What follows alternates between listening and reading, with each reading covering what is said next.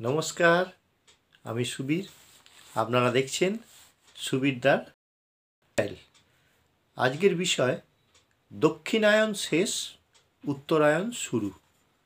আমরা ছোটোবেলা থেকে ভূগোলে জেনে এসেছি 21শে জুনের পর থেকে দক্ষিণায়ন আরম্ভ, আর 22শে ডিসেম্বর দক্ষিণায়ন শেষ হয়। এই 6 মাস দক্ষিণায়ন। আর 22শে ডিসেম্বরের পর থেকে 21শে জুন পর্যন্ত 6 মাস থাকে উত্তরায়ণ। আপনাদের মনে হতে পারে আমি আবার জিওগ্রাফি ক্লাস নিতে শুরু করলাম কি না, বা কবে থেকে জিওগ্রাফি ক্লাস নিয়েছি, তাই তো? কিন্তু না, আসল ঘটনাটা হচ্ছে যে আমি এবার আসল কথায় আসি। পৌরাণিক মতে আমাদের বিশ্বাস শ্রাবণ, ভাদ্র, আশ্বিন, কার্তিক, অঘ্রাণ, পৌষ এই 6 মাস দক্ষিণায়ন। আর মাঘ, ফাল্গুন, চৈত্র, বৈশাখ, জ্যৈষ্ঠ, আষাঢ় এই 6 মাস হচ্ছে উত্তরায়ণ। দেবতাদের একদিন হয়, মানুষদের উত্তরায়ণের 6 মাস। এই সময় দিন থাকায় দেবতারা দরজা জানলা খুলে রাখেন।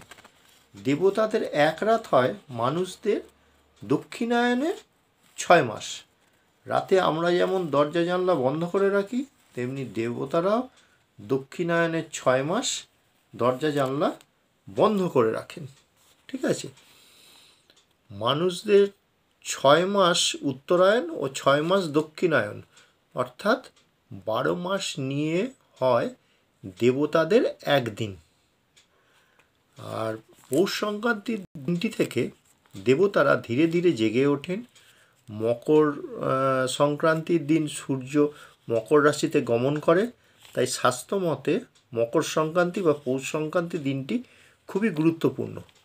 এই দিনে দক্ষিণায়ন শেষ হয়ে উত্তরায়ণ শুরু হতে থাকে। পয়লা মাঘ উত্তরায়ণ শুরু হয়। হ্যাঁ, সবাই প্রচণ্ড উৎসাহ উদ্দীপনার সঙ্গে উত্তরায়ণ পালন করে। গঙ্গা বা নদীতে স্নান করে ভোরবেলা। মেলা, পুজো আচ্চা সবই করা হয়ে থাকে। এইভাবেই দক্ষিণায়নের শেষ ও উত্তরায়ণের শুরু হয়ে থাকে। আশা করি আপনারা ব্যাপারটা বুঝলেন যে পৌষ সংক্রান্তিতে এই যে লোকে বলে কুম্ভ স্নান, মকর স্নান, নানা রকম জিনিস করছে। তো পৌষ সংক্রান্তির দিনে এইটা শেষ হয়ে এবার দক্ষিণায়ন শেষ হয়ে উত্তরায়ণ হয় হচ্ছে পরের দিন। ঠিক আছে? অর্থাৎ পয়লা মাঘ। এবং উত্তরায়ণের দিনেও লোকে স্নান ভোরবেলা উঠে স্নান করে, পুজো আচ্চা করে, বিভিন্ন গ্রামে মেলা বসে, আনন্দ করে। ঠিক আছে? এই হচ্ছে ব্যাখ্যা। আশা করি ভিডিওটা আপনাদের ভালো লাগবে।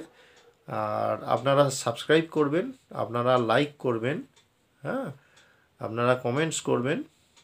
আর আপনারা এই ঠান্ডায় ভালো থাকবেন, সুস্থ থাকবেন। আমি এরকমই ভিডিও নিয়ে আসব আগামী দিনে। আজকের মতো ভিডিওটা এখানেই শেষ করছি। নমস্কার।